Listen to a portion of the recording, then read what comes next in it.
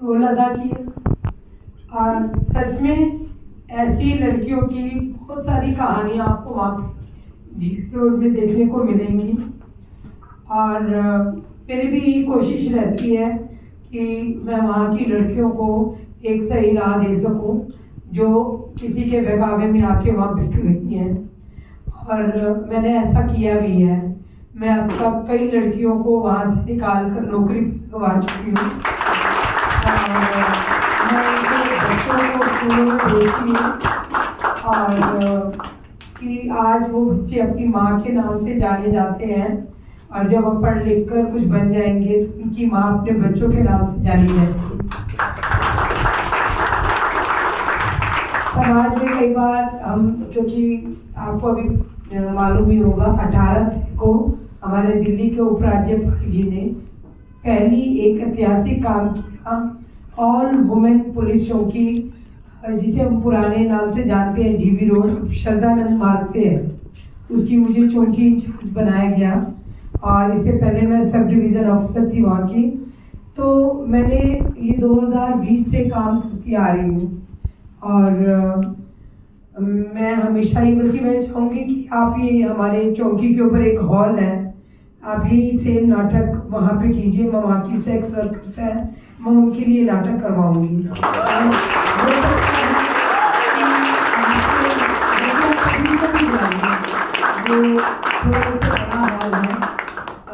हो सकता है इतना ही हॉल हो और वहाँ 50 लोगों की बैठने की जगह है। और अगर सीट पे ना बैठे तो मैं नीचे कारपेट बिछवा दूंगी, आप वहाँ पे ये नाटक करें।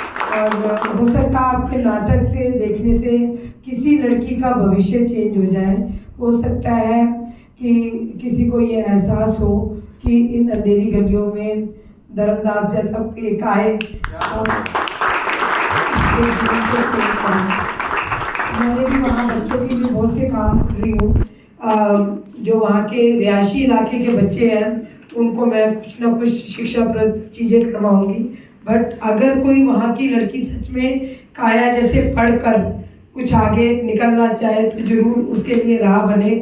बहुत मुश्किल है वहाँ से लड़कियों को निकालना, क्योंकि वहाँ पहुँचने में तो एक गांव का आदमी छोड़ जाएगा और खुश हो जाएगा, मगर ये नहीं जानता कि उसने जीवन भर का उसको दुख दे दिया। वहाँ लड़कियाँ एक दिन में कम से कम 100 से ऊपर लोगों के साथ रिलेशन बनाती हैं। तो देखिए कितनी दुख की बात है कि वो किस तरह से बिक रही हैं। तो अगर हम समाज के लोग चाहें किसी को शिक्षित करना तो हमें करना है। मैं अब 10 लाख से ऊपर लड़कियों को सेल्फ डिफेंस की ट्रेनिंग दे चुकी हूँ। मैंने अपने समाज में दिल्ली पुलिस के थ्रू बहुत से ऐसे काम किए हैं जिसमें लड़कियों के साथ किसी भी तरह का यौन शोषण ना हो। तो मैं काजल जी को बधाई देती हूँ और उनकी पूरी टीम को कि सच में ये नाटक जब हम समाज में लड़कियों को दिखाएंगे या वहाँ पे उन सेक्स वर्क को दिखाएंगे तो हो सकता है कोई लड़की वाकई में पढ़ना चाहती है वो पढ़े। और पढ़ाई के लिए आप उन्हें जागरूक कीजिए। और ये आपकी आज की स्टोरी कमाल की थी। मैं कभी नहीं रोई, किसी पिक्चर देख के तो जरूर रोई होंगी, मैं नाटक में पहली बार रोई हूँ। मेरा मन भर आया। बट आपको ढेर सारी शुभकामनाएं, आपको ढेर सारा आभार कि आप समाज में शिक्षा के प्रति जागृत कर रहे हैं। और पढ़ाई की वैसे भी कहते हैं कोई उम्र नहीं होती, और जब भी मौका लगे आप ज़रूर पढ़ें। और कोई पढ़ना चाहता है तो उसको ज़रूर मदद करें। हो सकता है आपकी छोटी सी मदद से किसी का जीवन चेंज हो सके। और आपका स्वागत है मेरी चौकी में, आप आए, दर्शक हम आपको देंगे। आप चाहें तो अपने भी दर्शक बुला सकते हैं। एक बार काजल दीदी आप आइए, देखिए हॉल में किस तरह से आप अपना स्टेज बना सकते हैं, कैसे पर्दा लगा सकते हैं, किस तरह से हम लोगों की मदद कर सकते हैं। आप लोग कर लेंगे। Thank you so much.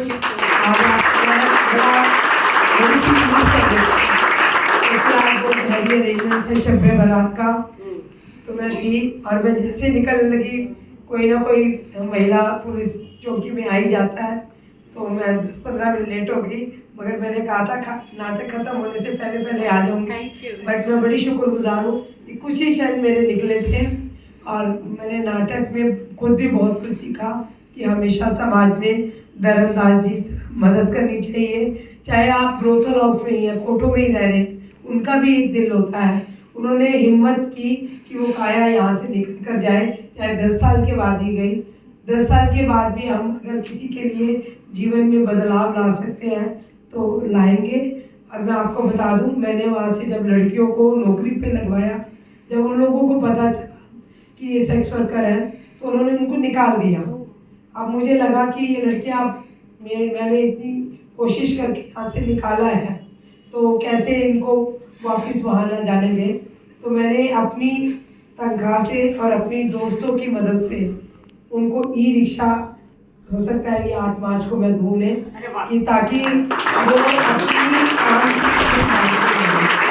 अपनी उनको कभी भी किसी के सामने हाथ ना फैलाना पड़े। और आपके अंदर भी कोई ऐसी सजेशन हो कि जो लड़कियां, चलो 2 लड़कियों को मैं ई रिक्शा दे रही हूँ, एक टाइम में वो चलाएगी और शाम के टाइम में दूसरी। मैंने कई स्कूल और कॉलेज से बात की है कि उनके रिक्शे में बैठ कर जाएँ, ताकि उनकी एक कमाई हो, ताकि उनके अंदर एक हौसला हो। वो मैंने एक रिक्शा दिया, वो ऐसे 1000 रिक्शे बने।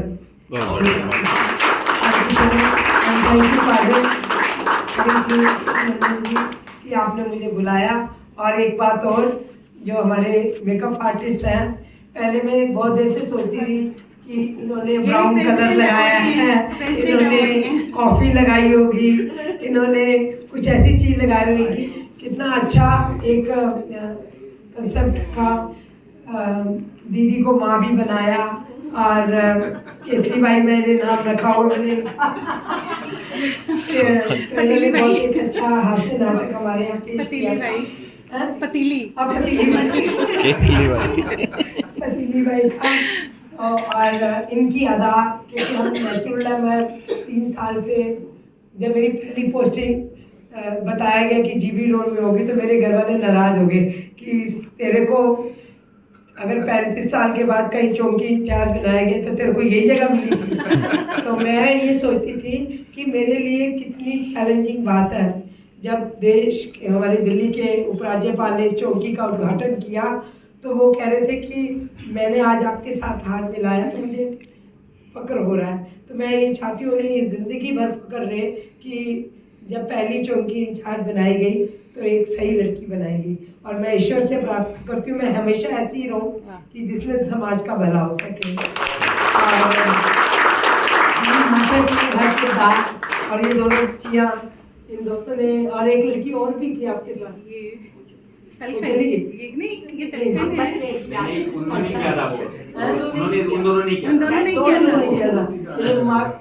आर्टिस्ट, वो जो ब्राउन और गोल्डन, ब्लैक और गोल्डन, ये